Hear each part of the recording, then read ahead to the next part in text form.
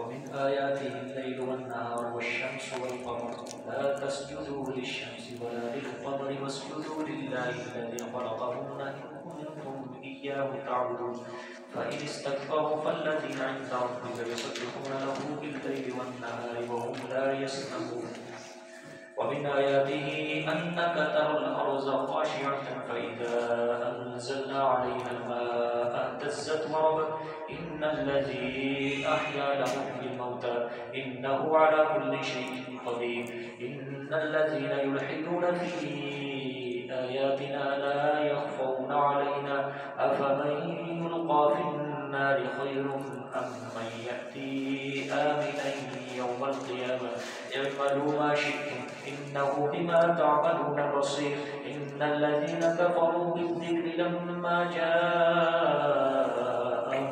وإنه لكتاب عزيز لا يأتيه الباطل من بين يديه ولا من خلفه تنزيل من حكيم حميد صدق الله العظيم.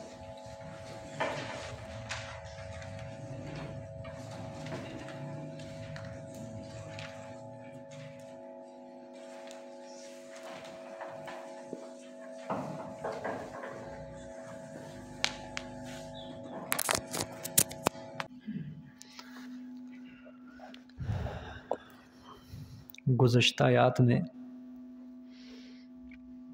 اللہ پاک نے فرمایا کہ جو بندہ اللہ کی طرف لوگوں کو بلائے اس سے بہتر کسی کی بات نہیں ہو سکتی، اور نیک عمل کرتا ہے اور وہ اپنے آپ کو کہتا ہے اننی من المسلمین، بے شک میں بھی اللہ کا فرما بردار ہوں۔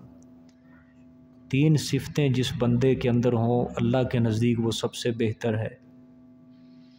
پھر آپ اللہ تعالیٰ نے فرمایا کہ لا تستوی الحسنۃ ولا السیئہ، کہ خوش خلقی اور بد خلقی برابر نہیں۔ اگر یہ مشرکین، یہ کافر آپ سے بد خلقی سے پیش آتے ہیں، آپ نے اس کا جواب خوش خلقی سے دینا ہے، اور اگر آپ نرمی اختیار کریں گے تو پھر اس کا فائدہ یہ ہوگا کہ دشمن آپ کا کیا بن جائے گا؟ دوست بن جائے گا، ولی حمیم، دلی دوست بن جائے گا۔ پھر اللہ نے فرمایا یہ جو خوش خلقی ہے یہ ہر کسی کو ملتی نہیں، بلکہ یہ خوش خلقی کس کو ملتی ہے؟ وما یلقاها الا الذین صبروا، جو صبر کرتا ہے یہ خوش خلقی صرف اسی کو ملتی ہے۔ اور وما یلقاها الا ذو حظ عظیم، جو قسمت والا انسان ہوتا ہے یہ صبر اور خوش خلقی اسی کو ملتی ہے۔ پھر بعد میں اللہ تعالیٰ نے آپ صلی اللہ علیہ وسلم کو تنبیہ کی کہ اگر آپ کے دل میں شیطان کی طرف سے کوئی وسوسہ آئے، یعنی غصہ آئے کافر کی کسی بات کے اوپر، تو آپ نے کس کی پناہ میں آ جانا ہے؟ اللہ کی پناہ میں۔ انہ هو السمیع العلیم، بے شک وہی سننے والا، وہی جاننے والا ہے۔ ٹھیک ہے، اب ومن آیاتہ اللیل والنہار والشمس والقمر، اب یہاں سے دوسری عقلی دلیل اللہ بیان فرمائیں گے۔ ٹھیک ہے، پہلی عقلی دلیل آئی تھی شروع میں، جہاں اللہ پاک نے فرمایا کہ میں نے زمین کو 2 دن میں بنایا، اور زمین کے اوپر والی چیزیں اور اندر جتنی بھی چیزیں ہیں اس کو 2 دن میں بنایا، اور آسمانوں کو 2 دن میں بنایا۔ وہ عقلی دلیل پہلی تھی۔ اب اس سے ترقی اللہ کر رہے ہیں، دوسری عقلی دلیل، اور یہ جو دلیل ہے یہ آیت نمبر 39 ہے نا، انہ علی کل شیء قدیر، یہاں تک ہے یہ آیت نمبر 39، انہ علی کل شیء قدیر تک یہ دوسری عقلی دلیل ہے۔ سمجھ آئیے جی؟ کہ پہلی دلیل سے کیا ہوگی؟ یہ ترقی ہوگی، اللہ کچھ چیزوں کا اضافہ فرمائیں گے اس کے اندر۔ دیکھیں ترجمہ، وَمِنْ آیَاتِهِ اللَّيْلُ وَالنَّهَارُ، اور اسی کی نشانیوں سے ہے اللیل، رات، والنہار، اور دن، اسی کی نشانیوں سے ہے رات اور دن، والشمس والقمر، اور سورج اور چاند۔ ٹھیک ہے، آگے لا تسجدوا للشمس ولا للقمر، نہ تم سجدہ کرو سورج کو اور نہ ہی چاند کو، وسجدوا للہ، بلکہ سجدہ کس کو کرو؟ اللہ کو۔ الذی خلقہن، وہ ذات جس نے ان چیزوں کو پیدا کیا، ان کنتم ایاہ تعبدون، اگر ہو تم اسی کی عبادت کرتے ہو۔ سمجھ آئی ہے کہ نہیں؟ اللہ اکبر۔ یہ کیا ہے جی؟ دوسری عقلی دلیل ہے، ترقی ہے نا۔ پہلے صرف زمین آسمان کا تذکرہ تھا، ٹھیک ہے، اب اللہ پاک کیا فرما رہے؟ زمین آسمان میں جو بھی چیزیں ہیں یہ بھی کس کی قدرت کی ہے؟ نشانی ہے اللہ کی قدرت کی نشانی۔ اللہ نے فرمایا یہ رات اور دن کی جو آمد و رفت ہے یہ میری قدرت کی نشانی ہے۔ روک کے دکھائے کوئی اس نظام کو، رات کا نظام روک کے دکھائے، دن کا نظام روک کے دکھائے، رات آ رہی ہے اس کے پیچھے دن ہے، دن آ رہا ہے اس کے پیچھے رات ہے، یہ کس کی قدرت کی نشانی ہے؟ دن کو معاش کے لیے بنایا، رات کو سکون کے لیے بنایا، تم اس کے اندر آرام، اپنے جسم کی تھکاوٹ کو دور کرتے ہو، اور دن کے اندر تم ڈیوٹیوں پہ جاتے ہو، اللہ کے فضل کو، رزق کو تلاش کرتے ہو۔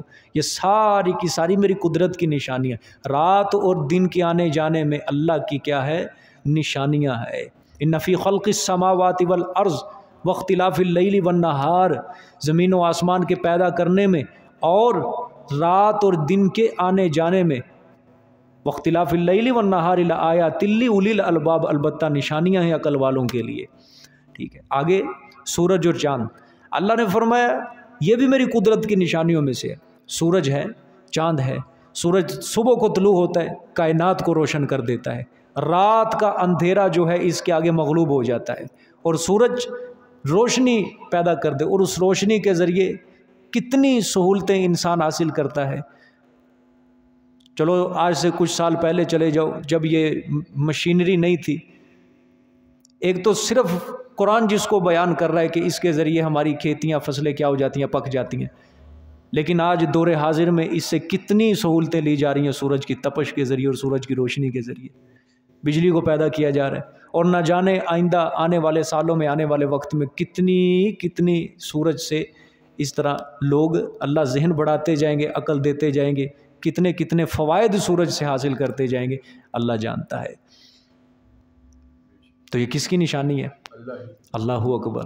وہ کتنے ہزار لاکھ میل کے فاصلے پر سورج ہے، اور کہاں زمین ہے، اور زمین سے جو کومپل نکلتی ہے، کھیتی نکلتی ہے، اللہ اس کی تپش، اس کی کرنوں کے ذریعے اس کو کیا کر رہے ہیں؟ پکا رہے ہیں، لہلہاتے کھیت جو ہیں سرسبز ہو جاتے ہیں، اور اسی کی کرنوں کے ذریعے وہ زمین پھٹتی ہے، اسی کی کرنوں کے ذریعے وہ پودا پروان چڑھتا ہے، اسی کی کرنوں کے ذریعے وہ فصل پک جاتی ہے، سوکھ جاتی ہے، کسان اس کو کیا کر لیتا ہے؟ کاٹ لیتا ہے۔ دیکھو چیز ایک ہے، لیکن اس کے اندر وہ تبدیلیاں کرنے کی جو اس کے اندر چیزیں ہیں وہ کتنی زیادہ ہیں۔ سورج ایک ہے، اور کھیت کو کتنے ادوار سے وہ لے کے آ رہا ہے۔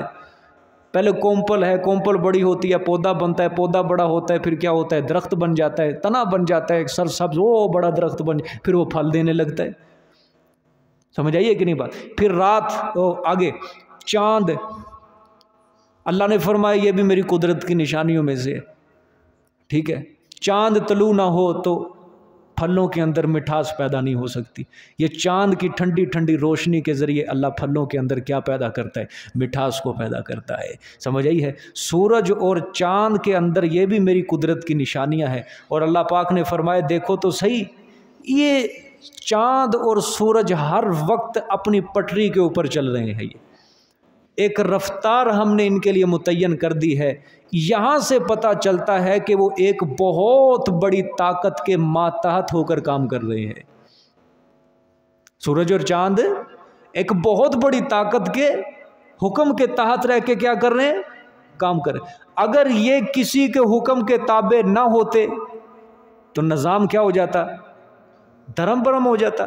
مثال کے طور پہ اللہ کے علاوہ مخلوق کے ہاتھ میں ہوتے یہ، بعض کہتے ہیں نہیں سورج اب چڑھے گا، بعض کہتے ہیں نہیں سورج رات کو چڑھے، بعض کہتے ہیں نہیں سورج اس وقت چڑھے گا، فلانے ٹائم پہ چڑھے گا، نظام کیا ہو جاتا؟ دھرم پر۔ تو یہ ایک ہستی کے ہاتھ میں ہی نظام ہے۔ یہ چاند اور سورج اس کی نشانیوں کے اندر ہماری وحدانیت کے دلائل رکھے ہوئے ہیں۔ یہ خود بخود نہیں چل رہے، بلکہ ان کا نظام چلانے والی کوئی نہ کوئی ہستی ہے، اور وہ ہستی وحدہ لا شریک ہے۔ پھر اللہ تعالیٰ نے کیا فرمایا؟ وَاسْجُدُوا لِلَّهِ، سجدہ تم کس کو کرو؟ اللہ. کیونکہ مشرکین ہوتے تھے نا، یہ سورج کو معبود سمجھتے تھے، چاند کو معبود، ستاروں کی پوجا کیا کرتے تھے، یہ ستارے سمجھتے تھے اس کو. چاند اور سورج یہ بھی ستاروں کی ایک قسمیں ہیں، ٹھیک ہے. سورج کو وہ معبود سمجھتے تھے، چاند کو معبود، اور ہر ستارے کی انہوں نے ایک الگ تاثیر رکھی ہوئی تھی کہ یہ جو ستارہ ہے یہ کام کرتا ہے، یہ ستارہ ہے اس کی یہ کائنات میں تاثیر ہوتی ہے، یہ ستارہ ہے اس کی کائنات میں یہ تاثیر ہو. اس چیز کو مد نظر رکھ کے معبود سمجھ کے وہ چاند اور سورج کو کیا کرتے تھے؟ سجدے کیا کرتے تھے. ٹھیک ہے. اب اللہ پاک نے فرمایا تم سجدے صرف اللہ کو کرو. کیوں؟ الذی خلقہن، دلیل دی کیونکہ پیدا کرنے والی ذات ان کو کون سی ہے؟ جس نے سورج اور چاند کو پیدا کیا، جس نے چاند اور سورج کا نظام چلایا، رات اور دن کا نظام چلایا، تم اس ذات کو سجدے کرو. یہ محکوم ہے. چاند اور سورج کیا ہے؟ محکوم ہے. ان کا حاکم کون ہے؟ اللہ ہے. یہ رات اور دن جو محکوم ہیں، یہ ایک حکم کے تحت یہ اپنا کام کر رہے ہیں. حاکم ان کا صرف کون ہے؟ تو تم اسی حاکم کو سجدہ کرو. تم اس حاکم کو سجدہ کرو جس نے الذی خلقہن، ان چیزوں کو کیا کیا ہے؟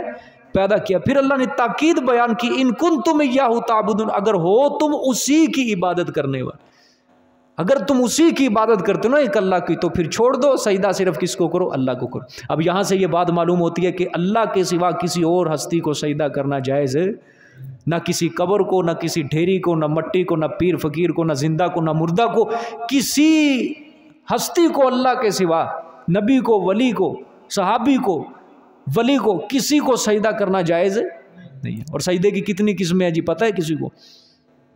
بتائی ہوئی ہیں میں نے بار بار جی. 2 قسمیں ہیں، سجدہ عبادت اور سجدہ تعظیمی. سجدہ عبادت ہر امت کے اندر حرام رہا ہے، ٹھیک ہے. اور سجدہ تعظیمی پہلی امتوں کے اندر جائز تھا. جس طرح فرشتوں نے حضرت آدم کو کیا، حضرت یوسف کے بھائیوں اور ان کے والدین نے حضرت یوسف علیہ السلام کو کیا. لیکن ہماری امت کے اندر، ہماری شریعت کے اندر یہ سجدہ تعظیمی بھی کیا آپ صلی اللہ علیہ وسلم نے کر دیا ہے؟ حرام کر دیا ہے. اب سجدہ تعظیمی کسی پیر فقیر، بزرگ، زندہ مردہ، استاد، پیر، مرشد، کسی کو سجدہ تعظیمی جائز نہیں ہے، بلکہ کیا ہے؟ حرام ہے. اور سجدہ عبادت جو ہے نا، وہ کیا ہے سجدہ عبادت؟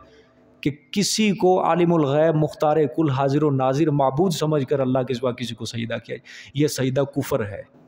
اس سے انسان دائرہ اسلام سے خارج ہو جاتا ہے. سجدہ تعظیمی کیا ہے؟ کہ میں اس کی تعظیم کے لیے اس کے آگے ماتھا ٹیکتا ہوں. یہ ہماری شریعت کے اندر کیا ہے؟ حرام ہے. یہ سجدہ عبادت ہر شریعت میں کیا ہے؟ کفر، شرک، اور یہ تعظیمی حرام سجدہ رہا ہے. ٹھیک ہے. آگے دیکھیں جی. اب فَإِنِ اسْتَكْبَرُوا فَالَّذِينَ عِنْدَ رَبِّكَ يُسَبِّحُونَ لَهُ بِاللَّيْلِ وَالنَّهَارِ وَهُمْ لَا يَسْأَمُونَ. کوئی ساتھی پانی لے آئے. اب یہ اللہ نے معاندین پر زجر فرمایا ہے. زجر اللہ پاک نے فرمایا پس اگر وہ بڑائی کریں، تکبر کریں، کس چیز سے؟ کہ ایک اللہ ہی کو سجدہ کرنے سے وہ تکبر کر رہے ہیں. تکبر کا مطلب میں آپ کو بار بار کہتا ہوں، انکار ہے. بعد میں تکبر کا مطلب کیا ہے؟ انکار ہے. ٹھیک ہے. اللہ کے حکم سے منہ پھیرنا اس کو تکبر ہے. اور کیا ہے؟ انکار ہے یہ. اب یہ دیکھو فَإِنِ اسْتَكْبَرُوا ہے، پس اگر وہ کیا کریں؟ تکبر کریں.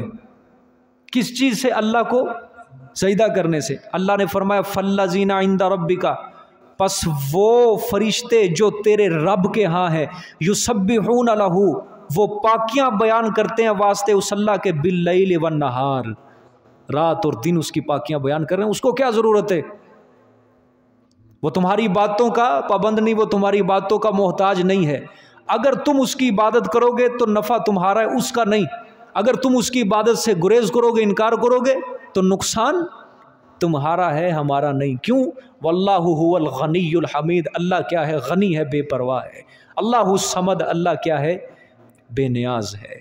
اس کو کسی کی کوئی پرواہ نہیں ہے، کسی چیز کا کوئی احتیاج نہیں ہے۔ ہاں ساری مخلوق کو اللہ کا احتیاج ہے، اللہ کی رضا کا، لیکن اس کو کسی کی عبادت کا کوئی احتیاج نہیں، کرتا ہے کرے، نہیں کرتا نہ کرے، اس کو کوئی پرواہ نہیں ہے، وہ غنی ہے، بری ہے ہر چیز سے، ٹھیک ہے۔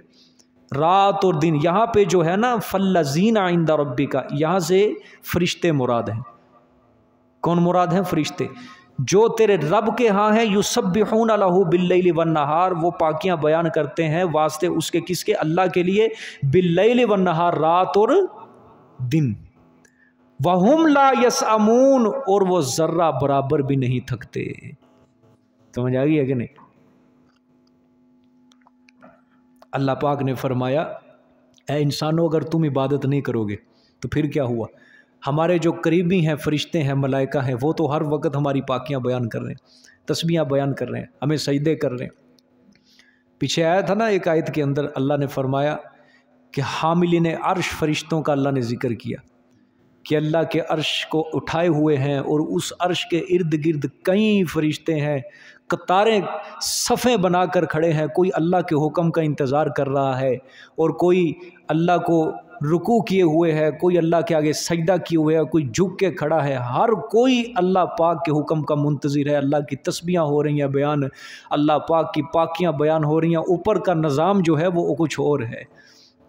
یہ تو زمین ہی ہے جو نظام کی زندگی کیا ہے، درہم برہم ہے یا انسان، لیکن اوپر کا نظام کیا ہے؟ پاک صاف ہے۔ وہاں نظام کائنات کچھ اور ہی ہے، وہاں صرف اور صرف اللہ کی فرما برداریاں ہیں۔ سمجھ آ گئی ہے کہ نہیں؟ وہاں اللہ کے فرشتے جو ہیں وہ پاکیاں بیان کر رہے ہیں، تسبیحاں بیان کر رہے ہیں اللہ پاک کی۔ سمجھ آئی؟ اللہ تعالیٰ نے اسی لیے فرمایا تم تکبر کرو گے، انکار کرو گے، کیا ہوا؟ ہمارے ہاں جو کیا ہے فرشتے ہیں وہ ہر وقت دن رات ہماری کیا کر رہے ہیں؟ تسبیحاں، اور تھکتے بھی نہیں ہیں، اور یہاں 4 رکعت 2 رکعت پڑھ کے تھک جاتے ہیں۔ سمجھ آ گئی ہے کہ نہیں؟ یہ سجدہ بعد میں کر لیں گے۔ اب یہ وَمِنْ آیَاتِهِ أَنَّكَ تَرَى الْأَرْضَ، یہ دوسری عقلی دلیل کا اب دوسرا حصہ ہے۔ درمیان میں تھا ادخال الہی کہتے ہیں اس کو، فَإِنِ اسْتَكْبَرُوا، ہے نا، جو دیکھو دلیل آ رہی تھی پیچھے، رات اور دن، سورج اور چاند، یہ ساری کیا تھی؟ دلیل تھی۔ درمیان کے اندر فَإِنِ اسْتَكْبَرُوا فَالَّذِينَ عِندَ رَبِّكَ يُسَبِّحُونَ لَهُ بِاللَّيْلِ وَالنَّهَارِ وَهُمْ لَا يَسْأَمُونَ، یہ ادخال الہی۔ اب یہ پھر اللہ اسی دلیل کی طرف کیا کر رہے ہیں؟ رجوع فرما رہے ہیں، ٹھیک ہے؟ دیکھیں جی ترجمہ، اور اسی کی نشانیوں سے اَنَّكَ تَرَى الْأَرْضَ، بے شک تو دیکھتا ہے زمین کو، اے مخاطب، خاشعۃ، دبی ہوئی، ٹھیک ہے؟ فَإِذَا أَنزَلْنَا عَلَيْهَا الْمَاءَ، پس جب ہم اتارتے ہیں اوپر اس کے پانی، اہتزت، تو وہ کیا ہو جاتی ہے؟ کھل جاتی ہے، ہاں حرکت کرتی ہے، اہتزت حرکت کرتی ہے، واربت کھل جاتی ہے، ٹھیک ہے؟ کیا ہو جاتی ہے؟ اور کھل جاتی ہے۔ اللہ اکبر۔ اللہ نے فرمایا کہ اس کی نشانیوں میں سے زمین کو تو دیکھو کہ زمین کیا ہوئی ہے؟ دبی ہوئی ہے، مطلب سخت ہے، بنجر، وہ بنجر زمین جو ہوتی ہے کیا ہوتی ہے؟ سخت ہوتی ہے، دبی ہوئی ہوتی ہے، ٹھیک ہے؟ پھر کیا ہوتا ہے؟ اللہ پاک فرماتے ہیں دیکھو ہم اپنی قدرت سے اس کے اوپر کیا اتارتے ہیں؟ آسمان سے پانی اترتا ہے، بارش اترتا ہے، پھر وہ زمین کیا کرتی ہے؟ حرکت۔ حرکت سے مراد کیا ہے؟ کہ جب ہاں نرم بھی کہہ سکتے ہیں، جب پانی اترتا ہے تو زمین وہ گارا بنتا ہے، ادھر ادھر ہوتا ہے، مٹی ادھر ادھر ہوتی ہے، حرکت ہوتی ہے یہ ساری۔ واربت، تو پھر کیا ہو جاتی ہے؟ زمین کھل جاتی ہے، جب اندر سے پودا نکلتا ہے تو زمین پھٹتی ہے، کھل جاتی ہے۔ اللہ نے فرمایا دیکھو پانی کے ذریعے ہم نے کس طرح لہلہاتے کھیت کھڑے کر دیے، بنجر زمین کو ہم نے کس طرح سرسبز و شاداب کر دیا، مردہ تھی زمین، بنجر تھی، ہم نے کس طرح اس زمین کو زندگی دی۔ پھر اللہ پاک نے فرمایا ان الذی احیاھا لمحیی الموتى، بے شک وہ ذات پاک جس نے زندہ کیا اس زمین کو، لمحیی الموتى، البتہ زندہ کرے گا مردوں کو بھی اسی طرح، ٹھیک ہے؟ اسی طرح اللہ مردوں کو بھی کیا کرے گا؟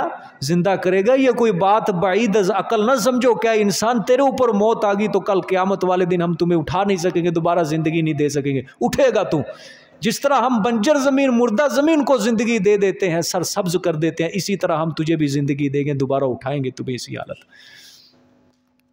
سمجھ آ گیا کہ نہیں؟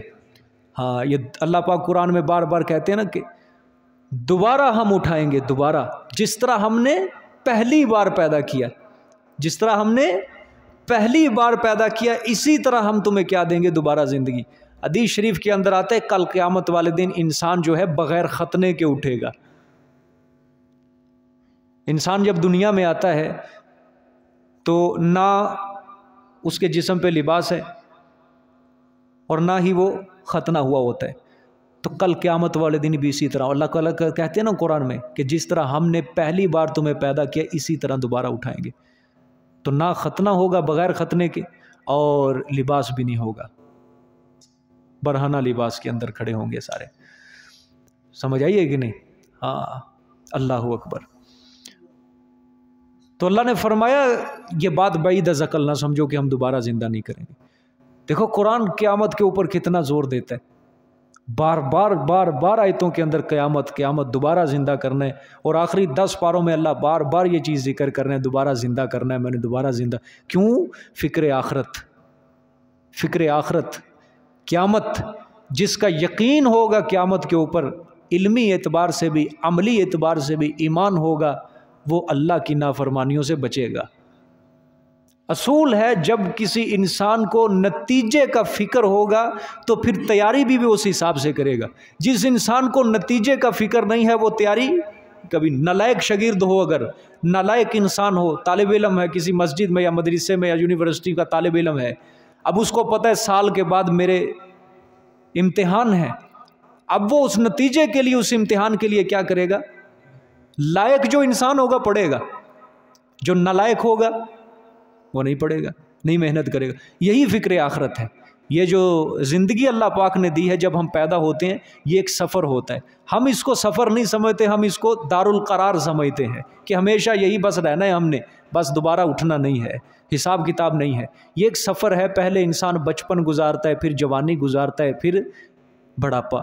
کیا ہو رہا ہے؟ یہ زندگی کا ایک دور چل رہا ہے، یہ سفر چل رہا ہے، اور یہ سفر کرتے کرتے منزل موت، ہر کسی نے اس منزل پر جا کر ٹھہر جانا ہے۔ اس موت سے آگے پھر کیا ہے؟ نتیجے شروع ہو جاتے ہیں، اور اس نتیجے کی کئی منزلیں ہیں، کئی سیڑھیاں ہیں جس کو پار کرنا ہے انسان کے لیے۔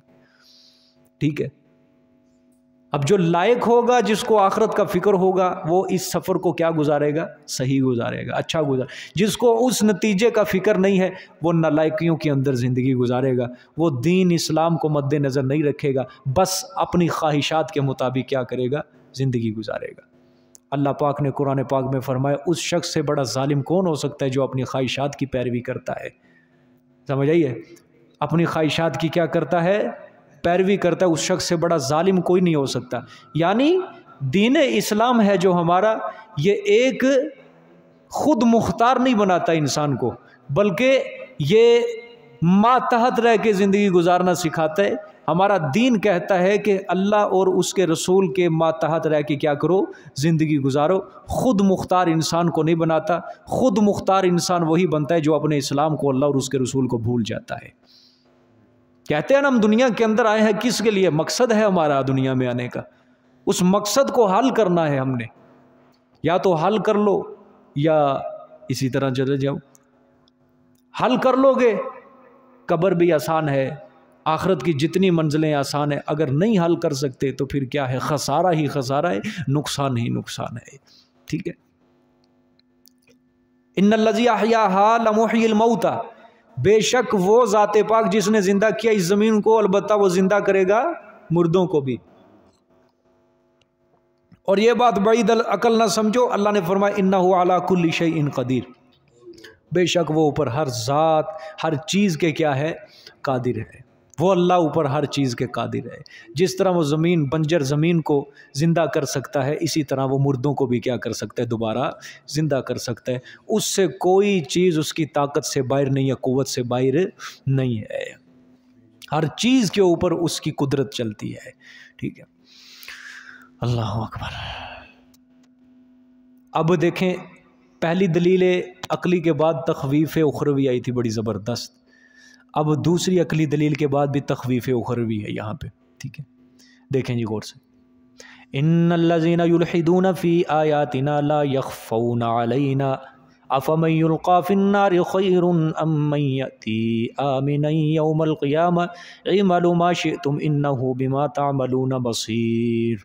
बेशक वो लोग जो टेढ़े चलते हैं, युल्हिदून, ये आयत का तर्जुमा गौर से देखना है जी, आयत समझनी है ज़रा गौर से। युल्हिदून टेढ़े चलते हैं, इल्हाद से है, युल्हिदून टेढ़े चलते हैं, फ़ी आयातिना, किस में, बीच हमारी आयात के, ला यख़फ़ौना अलैना, नहीं मख्फी ऊपर हमारे, वो हमसे छुपे हुए जानते हैं हम, जो हमारी आयतों के बारे में टेढ़पन से काम लेते हैं, छुपे हुए हमारे ऊपर वो छुपे हुए नहीं है। अफ़मन युल्क़ा फ़िन्नारी, अब अल्लाह पाक ने एक सवाल डाला, अल्लाह ने फरमाया आया पस वो इंसान जो डाला जाएगा आग में, खैरुन, वो बेहतर है, अम्मन याती, या वो इंसान जो आएगा दिन क़यामत के आमिनन, बेगम होकर, वो बेहतर है।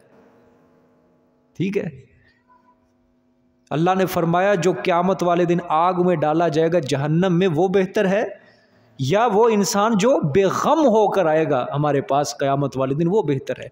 देखो सवाल है, ये इस्तिफ़हाम सवाल किया और मकसद एतराफ़ करवाना है। अल्लाह फरमा रहे हैं बोलो, बोलो कौन बेहतर है, जो आग में जाएगा वो बेहतर है, या जो कल क़यामत वाले दिन हमारे सामने बेगम होकर आएगा, कोई किसी तरह का उसको गम नहीं होगा, कोई ख़तरा नहीं होगा, वो बेहतर है। एतराफ़ है। नतीजा कौन बेहतर है, जो बेगम होकर अल्लाह के पास आएगा, वो क्या है, बेहतर है। जो आग में जाएगा वो किस में, वो खसारे के अंदर है। ठीक है, इअमलू मा शिअ्तुम, हाँ अमल करते रहो जो चाहो तुम, मतलब अल्लाह इजाज़त नहीं दे रहे जाओ जो मर्जी दिल में आए करते रहो, नहीं, अल्लाह कह रहे हैं करते रहो जो करना है, आना तो मेरे पास ही है, एक दफ़ा ही सज़ा दूंगा, एक दफ़ा ही सज़ा दूंगा, मौत भी नहीं वहाँ पे फिर आएगी। इअमलू मा शिअ्तुम, करते रहो जो तुम चाहो, मैं तुम्हें एक दिन ज़रूर सज़ा दूंगा। इन्नहु बिमा तामलूना बसीर, बेशक वो साथ उस चीज़ के जो तुम अमल करते हो देखने वाला है। ठीक है, शुरू में अल्लाह ने क्या फरमाया, वो लोग जो टेढ़ा चलते हैं, टेढ़ा चलते हैं हमारी आयात में, वो छुपे हुए नहीं हैं हमसे, हम उनको ज़रूर सज़ा देंगे। ठीक है, अल्लाह ने फरमाया हमारी आयत में जो कज रवी कज बहसी इख्तियार करते हैं, मानने की बजाय हमारी आयतों के ऊपर तान करते हैं और इनमें कीड़े निकालते हैं हमारी आयतों में, और हमसे ओझल और पोशीदा वो बिल्कुल नहीं है, हमारी नज़रों में हम जानते हैं, हम उनको खूब जानते हैं, उनके सारे अमल क्या है हमारे सामने है, इसलिए वो जहन्नम की आग से बच नहीं सकते हैं। ठीक है, अल्लाह अकबर। ये युल्हिदून फ़ी आयातिना, ये लफ्ज़ समझना, इल्हाद से है। इल्हाद फ़िद्दीन किसको कहा जाता है, और इल्हाद का दूसरा नाम ही है तहरीफ। दूसरा नाम इल्हाद का क्या है, तहरीफ। देखो अब मसला समझ लो, यहाँ पे तमाम उम्मत का, पूरी उम्मत मुस्लिमा का इस बात के ऊपर इजमा है कि शरीयत के उसूल तयशुदा हैं।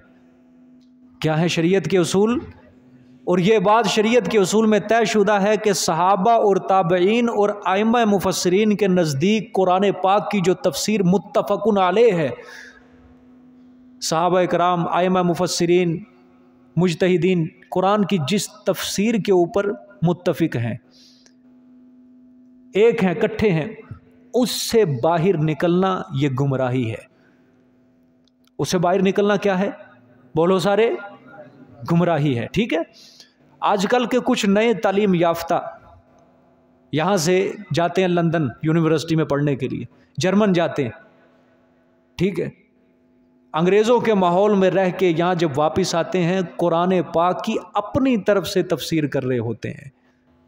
न किसी सहाबी ने वो तफसीर की, ना आप सल्लल्लाहु अलैहि वसल्लम ने तफसीर की, ना किसी आइम्मा मुफस्सिरीन में से किसी ने अपनी तफसीर करते हैं, और वो इन जिद्दत तराजियों को अपने लिए कमाल समझते हैं। देखो जी हम कुरान की तफसीर कर रहे हैं, ये कमाल नहीं है, ये जलाल है, गुमराही है सरासर। और वो कमाल समझने वाले कौन हैं, ये आपके सामने जो मीडिया पे बैठे होते हैं, पेंट कोट डाला हुआ है, क्लीन शेफ है, सर पे टोपी भी नहीं, और क्या कर रहे हैं कुरान की, और दावा क्या है कि ये तफसीर देखो کسی کو سمجھ نہیں آئی، نہ کسی مفسر کو، بڑے بڑے علماء کو یہ تفسیر آج ہمیں سمجھ آئی ہے، اور وہ ان کے اوپر تان کرتے ہیں کہ ان لوگوں نے یہ تفسیر قرآن کی اچھی نہیں کی، ہم 14 صدیاں بعد قرآن کی تفسیر اچھی کر رہے ہیں۔ یہ کیا ہے؟ الحاد و تحریف، یہی چیز ہے۔ یلحدون فی آیاتنا، ہماری آیتوں میں کیا چلتے ہیں؟ ٹیڑھے چلتے ہیں، ٹیڑھا پن، کج روی، کج بحثی اختیار کرتے ہیں۔ فقہائے کرام نے ایسے ملحد اور تفسیر بھی رائے کرنے والے کو زندیق کہا ہے، زا نون دال یا موٹا قاف، زندیق۔ اب زندیق کیا ہے؟ زندیق اس شخص کو کہتے ہیں جو شخص اسلام اور شریعت کے الفاظ تو بولتا ہے لیکن قرآن کا معنی مفہوم اسلام اور شریعت کے خلاف کر رہا ہے، ایسے انسان کو کیا کہا جاتا ہے؟ اور زندیق کے بارے میں امام شافعی اور کئی دیگر علماء کا یہی فتویٰ ہے کہ یہ توبہ بھی کر لے، اس کی توبہ قابل قبول نہیں ہے۔ جو اپنی طرف سے قرآن کی کیا کر رہے ہیں؟ تفسیر کر رہے ہیں۔ سمجھ آ گئی ہے کہ نہیں؟ اللہ پاک نے اس آیت کے اندر یہی ملحد، تحریف کرنے والے کو، تفسیر بھی رائے کرنے والے کے بارے میں اللہ نے شدید مذمت، تخویف سنائی۔ اللہ نے فرمایا ان کے اعمال ہم سے چھپے ہوئے نہیں ہیں۔ دیکھو جو نافرمانی ہے نا اللہ پاک کی، اس کے کئی درجے ہیں، کئی مرتبے ہیں۔ ایک نافرمانی اللہ پاک کی ہے کہ کوئی شخص کہے کہ میں اللہ پر ایمان ہی نہیں لاتا، قیامت پر ایمان نہیں لاتا، میں رسول کو مانتا ہی نہیں ہوں، ایک نافرمانی یہ ہے۔ دوسری نافرمانی کیا؟ ایمان تو لے کر آیا لیکن احکام خداوندی کی تعمیل نہیں کرتا، فرائض سے دور ہے، واجبات سے دور ہے، سنن سے دور ہے، گناہ کرتا جا رہا ہے، ایک یہ نافرمانی ہے۔ ایک نافرمانی کہ اللہ کی باتوں کو، قرآن کی باتوں کو اپنے مقصد، اپنی غرض کے لیے کیا کر رہا ہے؟ بیان کر رہا ہے کہ قرآن کے جو آیتیں ہیں ان آیتوں کی تفسیر جو ہے اپنا مقصد، ان آیتوں کی تفسیر کا جو اصل مقصد ہے ان کو اس مقصد سے ہٹا کر اپنے مقصد کے اوپر کیا کر رہا ہے؟ منطبق کر رہا ہے، غلط تفسیر کر رہا ہے، صرف اپنی خواہشات کو ثابت کرنے کے لیے قرآن کا کیا لے رہا ہے؟ سہارا لے رہا ہے۔ ایسے شخص کو کیا کہا جاتا ہے؟ ملحد۔ نام یاد کر لو، کیا کہا جاتا ہے؟ ملحد، زندیق کہا جاتا ہے کہ جو قرآن کی تفسیر اپنی طرف سے کر رہا ہے، یعنی تفسیر بالرائے۔ ٹھیک ہے؟ حضرت عبداللہ بن عباس رضی اللہ تعالیٰ عنہما کیا فرماتے ہیں کہ ملحد کون ہے؟ الحاد کیا ہے؟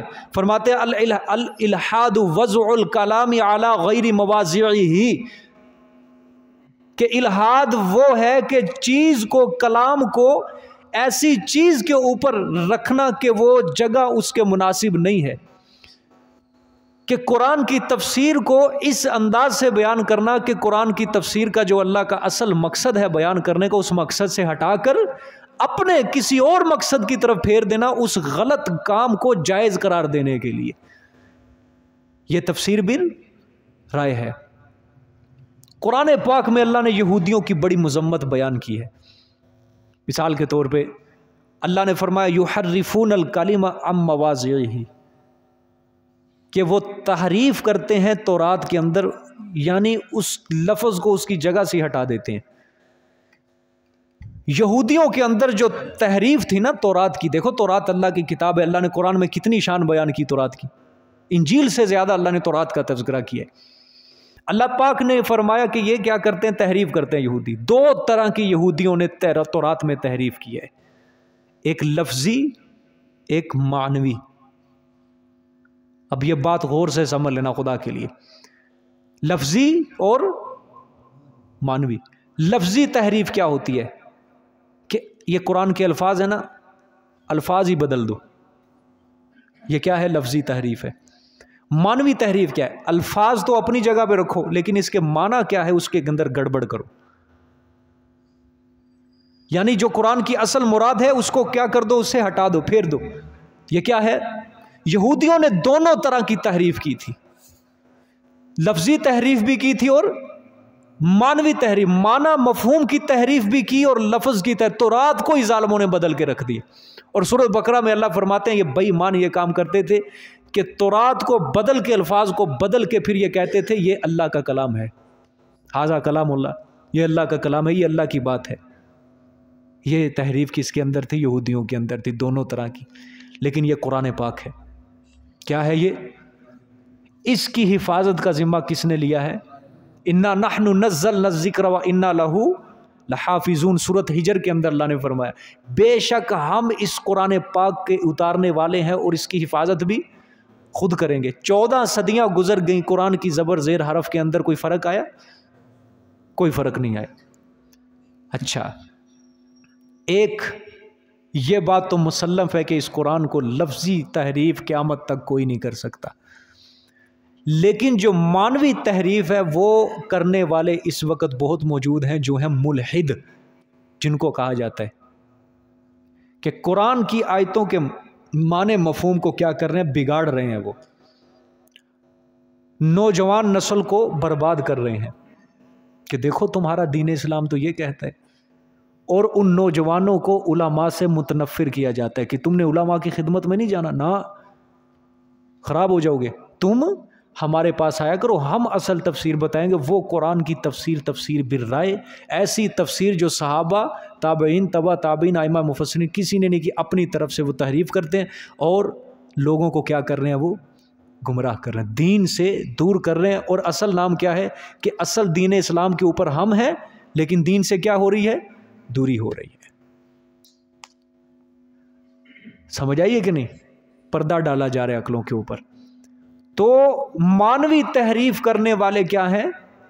اب تک ہیں. ٹھیک ہے، اس کے بارے میں اللہ نے فرمایا ان الذین یلحدون فی آیاتنا لا یخفون علینا. جو ٹیڑے چل رہے ہیں نا، جو تحریفیں کر رہے ہیں، اللہ نے فرمایا یہ نہ سمجھیں کہ پوشیدہ ہیں، ہم سے چھپے ہوئے ہیں، نہ جانتے ہیں ہم ان کے کیے کی سزا ان کو ضرور دیں گے، لیکن اعملوا ما شئتم، کرتے رہو جو کر سکتے ہو. ٹھیک ہے، منکرین حدیث ہے نا، جو یہ پرویزیت ہے، جو غلام احمد پرویز اٹھا تھا، اسی طرح یہ ادھر میاں والی کے قریب علاقہ ہے، پٹیالہ پتہ نہیں ایسے کا علاقہ ہے کوئی، ادھر سے اٹھا تھا ایک منکرین حدیث. ان ظالموں نے قرآن پاک میں نماز کی تشریح کوئی بدل کے رکھ دیا، مفہوم کوئی بدل دی. نماز کیا ہے جی؟ اپنے اندر اچھے اخلاق پیدا کر لو اور اللہ کی یاد، ذکر، اذکار، اور یہی بس نماز ہے. زکوٰۃ ادا کرنا کیا ہے؟ بس پاکی حاصل کر لو، اپنے آپ کو نافرمانیوں سے بچا لو، یہ زکوٰۃ ہے بس. یہ کیا ہے؟ یہ نماز اور زکوٰۃ کا مفہوم بیان کیا انہوں نے. قرآن پاک میں کیا ہے؟ اقیموا الصلاۃ، نماز قائم کرو، نماز قائم کرو، زکوٰۃ ادا کرو. لیکن تفصیل قرآن میں، تفصیل کہاں ہے؟ حدیث شریف میں. اللہ کے رسول نے نماز پڑھنے کا طریقہ بتایا، اللہ کے رسول نے زکوٰۃ کے مسائل بیان فرمائے، سارا آپ کو زکوٰۃ میں، لیکن انہوں نے بے ایمانوں نے قرآن کی یہ تفسیر بدل کے رکھ دی. حالانکہ نماز کا اصل مفہوم کیا ہے؟ اس کے لیے وضو کیا جائے، پاکی حاصل کی جائے، مسجد آیا جائے. اس کے لیے رکعتیں آپ صلی اللہ علیہ وسلم نے متعین کی، قرات متعین کی، اور تسبیحات متعین کی، رکوع کی، سجدے کی، قیام کی، ساری تسبیحات آپ سے، یہ نماز کی حیت ہے، صورت ہے. اور انہوں نے کیا کہا کہ بس اخلاقی عظمتیں حاصل کر لو، یہ نماز ہے بس. یہ کیا ہے؟ الحاد، قرآن کی تفسیر کو بدلنا. الفاظ کو تو مان رہے ہیں، وہ مان رہے ہیں قرآن اللہ کا ہے، لیکن اس کی تفسیر کو کیا کر رہے ہیں؟ معنی مفہوم کو اپنے ناجائز مقصد کو جائز بنانے کے لیے. سمجھ آ گئی کہ نہیں بات؟ علامہ جلال الدین سیوطی رحمۃ اللہ علیہ جلالین تفسیر لکھی ہے انہوں نے، بڑی زبردست. اس کے اندر انہوں نے فرمایا کہ تفسیر بالرائے کی کئی صورتیں ہیں، کئی صورتیں ہیں تفسیر بھی. نمبر 1، انسان ان علوم کو حاصل کیے بغیر قرآن کی تفسیر کرے کہ جن کے حاصل کیے بغیر قرآن کی تفسیر کرنا ناجائز ہے. ان علوم کو حاصل کیے بغیر قرآن کی تفسیر کرے جن علوم کو حاصل کیے بغیر قرآن کی تفسیر کرنا کیا ہے؟ ناجائز ہے، حرام ہے. مثال کے طور پہ بھائی گرامر ہے، گرامر سیغے کا پتہ ہو انسان کو کہ یہ ماضی کا سیغہ ہے، مضارع کا سیغہ ہے، اس کے مطابق ترجمہ ہوگا نا. اب جس کو وہ گرامر نہیں پتا کہ میں نے اس کا ترجمہ ماضی والا کرنا ہے، مستقبل والا یا حال والا، اب وہ بیٹھ جائے قرآن کی تفسیر کرنے کے لیے، تو ایک ایسے علم کو حاصل کیے بغیر وہ قرآن کی تفسیر کر رہے کہ جس کے بغیر قرآن کی تفسیر ناممکن ہے.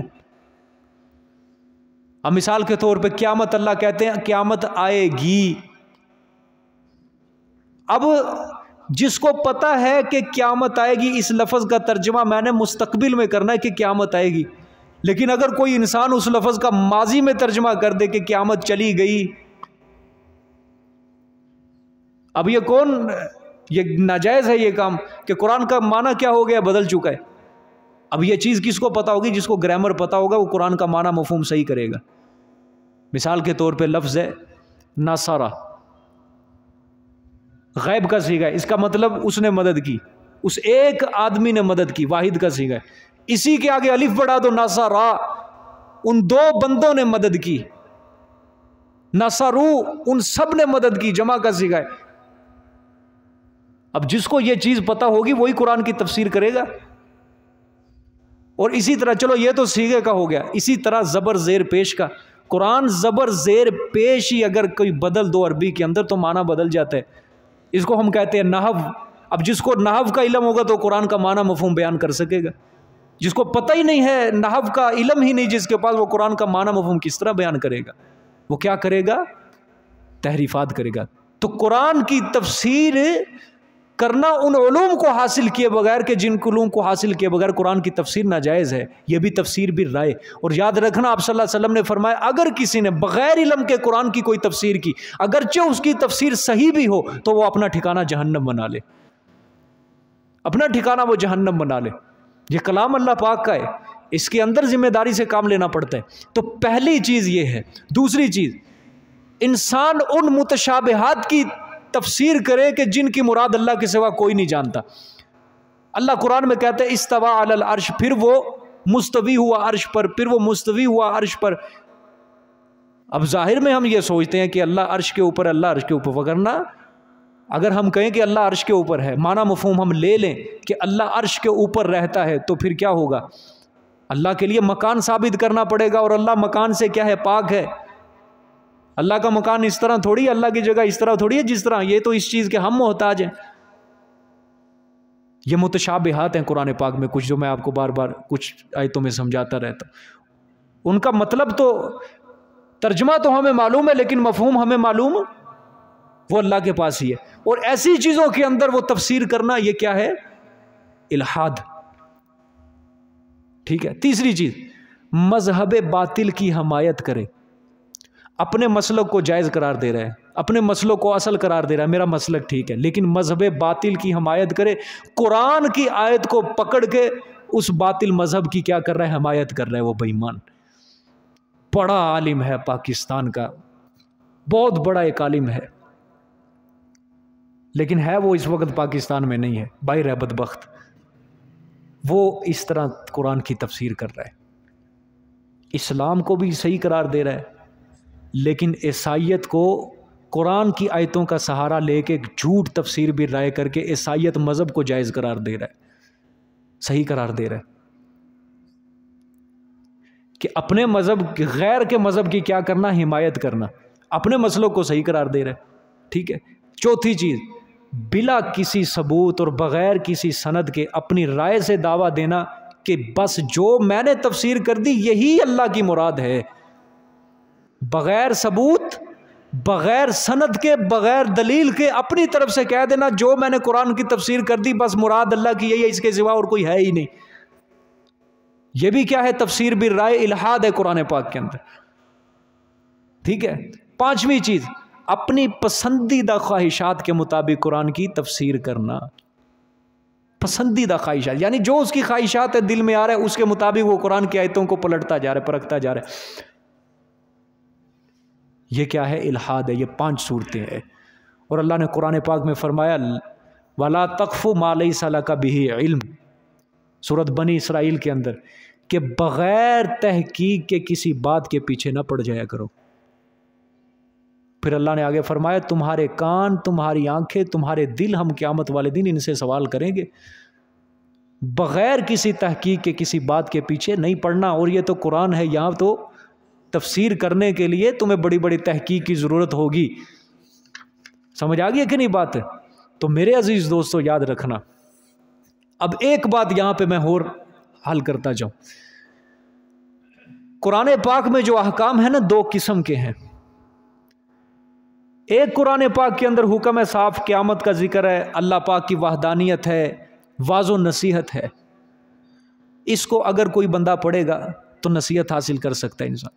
لیکن قرآن پاک میں کچھ احکام ہے، اگر وہ انسان عام انسان اگر پڑھے گا کوئی سمجھ نہیں آئے گی اس کو. سورت نساء ہے پوری مسائل سے بڑی، سورت نور پوری مسائل، سورت احزاب پوری مسائل سے. اب وہ بغیر احادیث کے، بغیر ائمہ مفسرین کے اقوال کے، بغیر فقہ کو سمجھنے کے وہ انسان بالکل سمجھ ہی نہیں سکتا. ہاں جو واضح و نصیحت کے اوپر باتیں ہیں، قیامت کے اوپر، دنیا کی تحقیر اللہ بیان کرتے ہیں، آخرت کا عذاب کا ڈراوا، بشارت، یہ ہر انسان کیا کر سکتا ہے؟ سمجھ سکتا ہے. سمجھ آ گئی کہ بات؟ لیکن قرآن کی آیتوں کو اپنی خواہشات کے مطابق اس کی تفسیر کرنا، یہ کیا ہے؟ الحاد ہے. اب یہ جہلم کا انجینئر محمد علی مرزا صاحب بیٹھے ہوئے ہیں، چند اپنے چیلے چمچوں کو لے کر سامنے بیٹھے ہوئے ہیں، اور قرآن کی اپنی طرف سے تفسیر چل رہی ہے، اپنی طرف سے حدیث کی تشریح ہو رہی ہے، اور کوئی ہے ہی نہیں اس کو پوچھنے والا کہ بابا ہے تو کون ہے. ہاں کافی علماء اس کا بڑا زبردست جواب دے رہے ہیں، لگے ہوئے ہیں، لیکن حکومتی سطح کے اوپر اس کو کوئی پوچھنے والا نہیں. وجہ اس کو پتہ ہے حکومت کو، اونچے اونچے لوگوں کو یہ صحیح بیڑا غرق کر رہا ہے، کرنے دو اس کو. لوگ دین سے دور ہو رہے ہیں، ہونے دو. صحابہ کے خلاف ہو رہے ہیں، ہونے دو. ائمہ کرام کے خلاف ہو رہے ہیں، ہونے دو. اولیاء کرام کے خلاف ہو رہے ہیں لوگ، ہونے دو. کوئی نہیں پوچھے گا. اور یہی چیز یہ چاہتے ہیں کہ لوگ، یہ مسلمان اپنی تاریخ بھول جائیں، اپنے آپ کو یہ نکما سمجھیں کہ اب کی تاریخ کیا ہے، مسلمانوں کی گندی تاریخ ہے.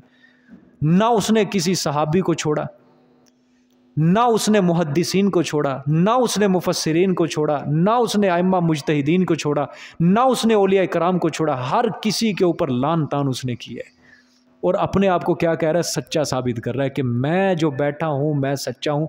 ہر فرقے کو، ہر عالم کو وہ غلط کہہ رہا ہے، ہر بندے کو وہ غلط کہہ رہا ہے. اپنے آپ کو وہ 14ویں صدی کا مجدد اعظم سمجھ رہا ہے کہ دین اس وقت ہے تو صرف انجینئر محمد علی مرزا کے پاس ہے، اور وہ ایک کوٹری کے اندر بس. اور اس کے سامنے کون بیٹھے ہیں؟ علماء ہیں بس، نئی طرز کے تعلیم یافتہ یونیورسٹی کالج کے طالب علم.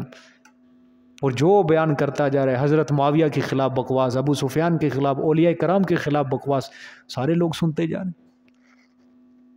اور اس کی باتوں کو سن کے لوگ کہتے ہیں یہ اولیاء کرام یہ غلط کام کر کے گئے، اللہ کے ولی غلط کام کر کے، صحابہ کرام غلط کام کر. استغفر اللہ. اس کا ایک کلپ بڑا دل ہلا دینے والی اس نے بات کہی تھی ایک جگہ.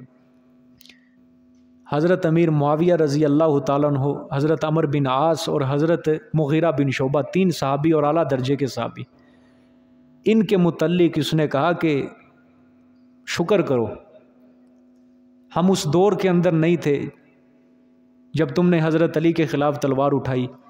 اگر میں اس دور کے اندر ہوتا میں تمہارے خلاف تلوار اٹھاتا، میں تمہارے خلاف تلوار اٹھاتا. لیکن چلو ہم اس دور کے اندر نہیں آئے، اس دور کے اندر ہیں، لیکن ہم زبان تو ہماری ہے نا، ہم زبان تمہارے خلاف استعمال کریں گے. یہ کس کے متعلق کہہ رہے؟ اصحاب رسول صلی اللہ علیہ وسلم کے متعلق. مغیرہ بن شعبہ، امیر معاویہ رضی اللہ تعالیٰ عنہ، عمر بن عاص جس کے ہاتھ پہ اللہ نے مصر کو فتح کروایا. مغیرہ بن شعبہ جلیل القدر بدری صحابی ہے. امیر معاویہ آپ صلی اللہ علیہ وسلم کا برادر نسبتی ہے. کتنی خدمات ہے اسلام، اور ان کے متعلق یہ بکواس کر رہے ہیں. یعنی اس کا کام یہ ہے کہ جو ہماری اسلام کی بڑی بڑی تاریخی شخصیات ہیں ان کی نفرت نوجوانوں کے دلوں میں ڈالی جائے، اور ان کو یہ سمجھایا جائے کہ اصل دیندار جو ہو وہ تم ہی ہو. بس یہ تحریف ہے. سمجھ آ گیا کہ نہیں؟ سب سے پہلے قرآن کی تفسیر کرنے کا اصول یاد رکھنا، قرآن کی تفسیر قرآن کی آیتوں میں تلاش کرو. دوسرا اصول، اگر قرآن میں نہیں ملتی تو حدیث پاک رسول اللہ صلی اللہ علیہ وسلم کی حدیث میں تلاش کرو. اگر وہاں سے بھی نہیں ملتی تو صحابہ اکرام کے اقوال کو، انہوں نے کیا قرآن کی تفسیر کی ہے. اگر وہاں سے نہیں ملتی تو تابعین ہے، تبع تابعین ہے، ائمہ مفسرین بڑے بڑے، انہوں نے کیا قرآن کی تفسیر کی ہے. ہم ان کے اندر اپنی رائے سے، اپنی مرضی سے ہم قرآن کی تفسیر کرنے کے بالکل حقدار نہیں ہیں. جو تفسیر ان کے ذریعے ہم تک پہنچی ہے ہم اسی تفسیر کے پابند ہوں گے. اپنی خواہشات سے اپنی مرضی سے ہم قرآن کی تفسیر کرنے کے بالکل حقدار نہیں ہیں کہ اپنے ناجائز مقصد کو جائز بنانے کے لیے قرآن کی کیا کر دیں، تفسیر کر دیں۔ سمجھ آ گئی کہ نہیں؟ اور یہ بہت زیادہ چل رہا ہے سوشل میڈیا کے اوپر، آج قرآن اور حدیث کو توڑ مڑوڑ کے پیش کیا جا رہا ہے۔ قرآن کی کئی ایسی اصلی چیزیں ہیں ضروریات دین، ان کا مفہوم بھی بگاڑ دیا گیا ہے آج۔ سمجھ آ گئی کہ نہیں؟ دیکھیں جی اب ان الذین یلحدون فی آیاتنا لا یخفون علینا، بے شک وہ لوگ جو ٹیڑھا چلتے ہیں ہماری آیات میں، لا یخفون علینا، وہ چھپے ہوئے ہم سے نہیں ہیں وہ مخفی اوپر ہمارے۔ افمن یلقی فی النار خیر ام من یأتی آمنا یوم القیامہ، آیا پس وہ انسان جو ڈالا جائے گا آگ میں وہ بہتر ہے یا وہ جو آئے گا بے غم ہو کر کل قیامت کو؟ کون بہتر ہے؟ جو بے غم ہو کر آئے گا۔ اعملوا ما شئتم، اللہ نے فرمایا کرو تم جو چاہو، انہ بما تعملون بصیر، بے شک وہ ساتھ اس چیز کے جو تم عمل کرتے ہو دیکھنے میں۔ اچھا ایک بات اور ہے، یہ بھی میرے ذہن میں آئی ہے، اللہ نے قرآن میں فرمایا انا نحن نزلنا الذکر وانا لہ لحافظون، بے شک ہم نے اس قرآن کو اتارا اور ہم ہی اس کے محافظ ہیں۔ لفظی تحریف بھی کوئی نہیں کر سکتا، اور یاد رکھنا مانوی تحریف بھی اس کی کوئی نہیں کر سکتا، اگرچہ کرنے والے ہیں۔ اللہ نے مانوی اعتبار سے اگر کوئی اس کی تحریف کرے گا، اس کی بھی حفاظت کا ذمہ اللہ نے لیا ہے۔ صرف یہی نہیں کہ لفظی تحریف کوئی نہیں کر سکتا، اس کی حفاظت، مانوی تحریف اگر کوئی کرے گا اللہ نے اس کی بھی حفاظت کا ذمہ لے لیا۔ کوئی کر کے دکھائے اس میں مانوی تحریف، کس طرح؟ بھئی دیکھو آپ صلی اللہ علیہ وسلم کی حدیث پہنچانے کے اندر امت نے کیسا کام کیا ہے۔ حدیث کے بغیر قرآن تو بالکل نہیں سمجھ آ سکتا، بالکل نہیں۔ اگر ہم کہیں کہ بغیر حدیث کے قرآن سمجھے، بالکل آپ نہیں سمجھ سکتے۔ قرآن اگر متن ہے تو حدیث اس کی تشریح ہے، قرآن اگر اجمال ہے تو حدیث آپ صلی اللہ علیہ وسلم کا فعل اس کی تفصیل ہے، بغیر حدیث کے نہیں۔ حدیث کا میدان بڑا مشکل ہے، اور کس طرح اللہ پاک نے آپ صلی اللہ علیہ وسلم کی حدیث کو اکٹھا کرنے کا امت کو یہ فریضہ سونپا، کس طرح ہمتیں دی علماء کو، کیسے جذبات اللہ نے علماء کو دیے کہ آج ہمارے پاس حضور صلی اللہ علیہ وسلم کی حدیثیں بھی پہنچی۔ سبحان اللہ۔ بخاری شریف، مسلم شریف، یہ دو کتابیں صحیح حدیث کا منبع ہمارے پاس موجود ہیں۔ ابو داؤد ہے، نسائی ہے، ابن ماجہ ہے، ترمذی ہے، سیاہ ستہ ہے، 6 کتابیں حدیث کی ہمارے پاس موجود ہیں۔ کن لوگوں کو اللہ پاک نے اٹھایا؟ یہ کس چیز کا اللہ پاک نے یہ انتظام کیا ہے کہ قرآن کے اندر کوئی مانوی تحریف بھی نہ کر کے دکھائے، کوئی مانوی تحریف بھی نہ کوئی کر کے دکھائے۔ رسول اللہ صلی اللہ علیہ وسلم نے جو قرآن کی تفسیر کر دی، بس اس کے آگے نہ پیچھے ہم کوئی نہیں کر سکتے تفسیر۔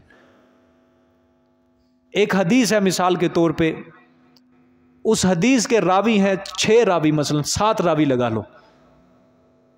مثال کے طور پہ میں کہوں کہ مجھے فلانے بندے نے حدیث بیان کی اور فلانے نے اس سے سنی اور فلانے نے اس سے، اس طرح چلتے چلتے چلتے یہ معاملہ کہاں تک پہنچے گا؟ رسول صلی اللہ علیہ وسلم تک۔ امام بخاری ہیں مثال کے طور پہ، امام بخاری 150 ہجری میں پیدا ہوئے، بعد میں انہوں نے بخاری شریف لکھی، اور 11 ہجری میں آپ صلی اللہ علیہ وسلم کا انتقال ہوا۔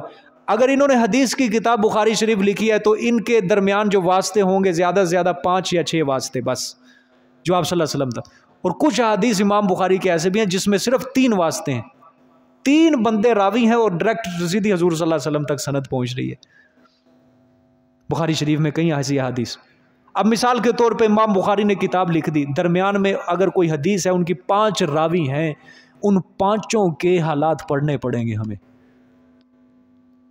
صحابی رسول تو ایک طرف ہے نا، وہ بھی تو راوی ہے نا، وہ تو ایک طرف ہے، ہمیں کوئی ضرورت نہیں ان کے حالات، وہ تو ویسے ہی قرآن پاک کی نظر میں کیا ہے، متقی پرہیزگار۔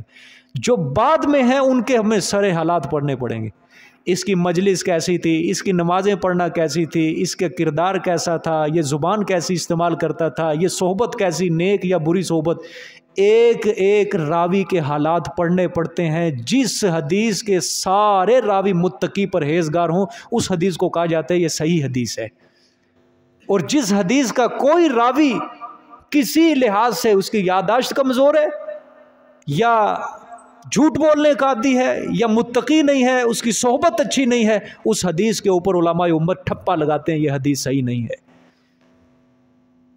یہ کس نے انتظام کیا؟ یہ سارا اللہ پاک نے انتظام۔ آپ صلی اللہ علیہ وسلم کی حدیث کی بھی حفاظت کا ذمہ اللہ نے لے لیا کہ میرے پیغمبر تیری حدیث بھی، تیرے فرمان بھی ہم تیری امت تک پہنچائیں گے، اور جن واسطوں سے یہ قرآن ہم تک پہنچے انہی واسطوں سے حدیث بھی ہم تک پہنچی آپ صلی اللہ علیہ وسلم کی۔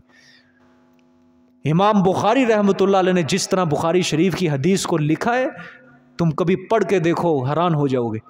ایک ایک حدیث سے پہلے استخارہ کیا گیا ہے، ایک ایک حدیث لکھنے سے پہلے کتاب میں کیا کیا ہے؟ استخارہ کیا ہے، اللہ سے صلاح کی آیا یہ حدیث صحیح ہے یا نہیں صحیح، اگر استخارے کے اندر صحیح پھر بخاری شریف کے اندر اس کو لکھا گیا۔ اس طرح حضرت نے بخاری شریف کو اکٹھا کیا ہے۔ سمجھ آئیے کہ نہیں بات؟ اور امام بخاری کے حالات دیکھو، کس طرح مشکلات کے اندر انہوں نے زندگی گزاری ہے اپنی، اور بخاری شریف جیسی کتاب کہ پوری امت کا اجماع ہے، اصح الکتب بعد کتاب اللہ، قرآن کے بعد اگر کسی کتاب کا اونچا مرتبہ ہے تو وہ بخاری شریف ہے۔ اللہ نے یوں ہی نہیں اتنا مرتبہ دیا کہ پوری امت کو اللہ نے اکٹھا کر دیا کہ قرآن کے بعد جو دوسرا درجہ وہ بخاری شریف ہے، حدیث کی کتاب ہے۔ ظاہری بات ہے امام بخاری روئے، کوششیں، محنتیں، ایک ایک حدیث کی خاطر کتنے کتنے سفر کرنے پڑتے تھے۔ بھئی آج ہمیں کوئی سفر کرنا پڑتا ہے؟ قرآن کا علم حاصل کرنے آتے کتنا کوئی سفر ہے ہمارا؟ کوئی نہیں ہے۔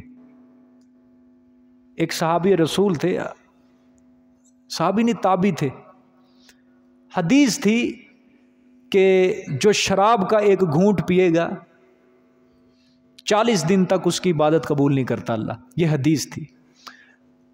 اس تابعی نے وہ حدیث سنی، اب وہ اس کو پتا چلا کہ یہ حدیث جو ہے یہ آپ صلی اللہ علیہ وسلم کی زبان سے عبداللہ بن عمر نے سنی ہے۔ اب وہ جو تابعی تھا وہ اپنا واسطہ کم کرنے کے لیے عبداللہ بن عمر سے وہ حدیث ان کی زبان سے سننے کے لیے، اپنی سند کو پکا مضبوط بنانے کے لیے اس نے سفر شروع کیا۔ شام سے چلا پیدل، طائف پہنچا، طائف گیا، مکہ پہنچا، مکے والوں نے کہا عبداللہ بن عمر یہاں نہیں ہے، مکے والوں نے کہیں اور بھیج دیا، مکے سے کسی اور شہر میں گیا، بصرہ، شام، کوفہ، سارے علاقے پیدل، صرف ایک حدیث کو حاصل کرنے کے لیے حضور صلی اللہ علیہ وسلم کی۔ پھر لوگوں نے بتایا کہ آپ کو عبداللہ بن عمر جو ہیں وہ مدینہ منورہ کے اندر ملیں گے۔ پھر مدینہ سفر کیا، مدینے میں آئے، عبداللہ بن عمر ملے اور اس نے کہا کہ حضرت آپ سے فلاں حدیث کو میں سننا چاہتا ہوں، وہ حدیث حاصل کرنا۔ عبداللہ بن عمر نے پھر حدیث سنائی کہ میں فلانی جگہ پہ آپ صلی اللہ علیہ وسلم کے ساتھ بیٹھا تو آپ صلی اللہ علیہ وسلم نے فرمایا جس نے شراب کا ایک گھونٹ پیا 40 دن تک اس کی عبادت قبول نہیں ہوگی۔ اب وہ ایک حدیث آپ صلی اللہ علیہ وسلم کی حاصل کرنے کے لیے اتنے بڑے سفر کر کے وہ اس کے پاس پہنچا۔ اس طرح اس دین کو اکٹھا، ایک ایک حدیث کے پیچھے بڑی بڑی محنت اور بڑے بڑے سفر ہیں اور بڑی بڑی شہادتیں۔ یہ آج سامنے پکا پکایا ہمیں مل رہا ہے، عالی شان کتاب ہے تمہارے سامنے۔ وہ بھی وقت یاد کرو جب پرنٹنگ کا دور نہیں تھا کہ قرآن ہاتھوں سے لکھا جاتا تھا اور صرف سننے کے اوپر اکتفا کیا جاتا تھا،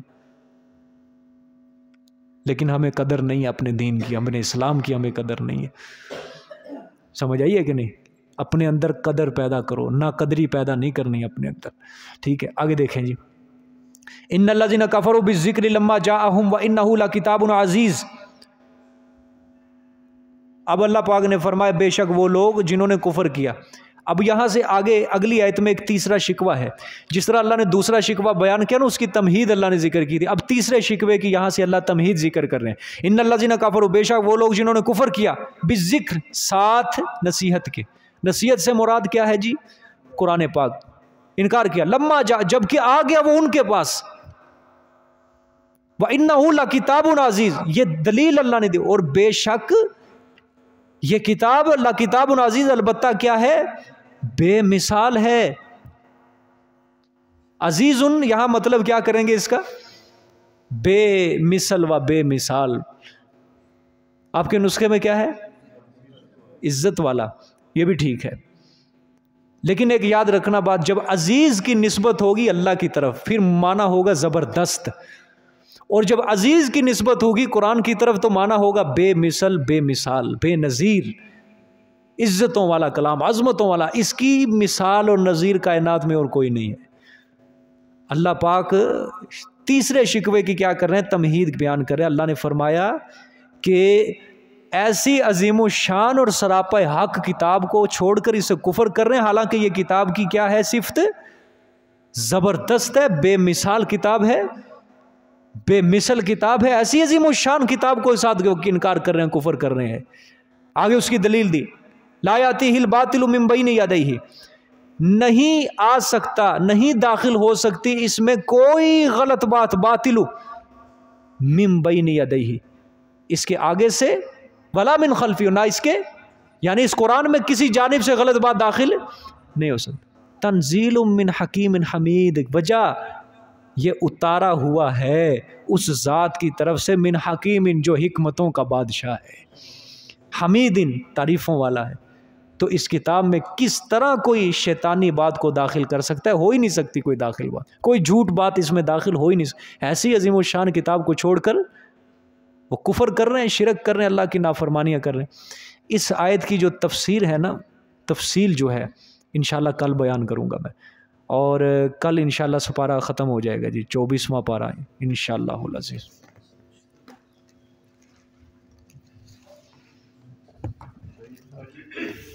ٹھیک ہے۔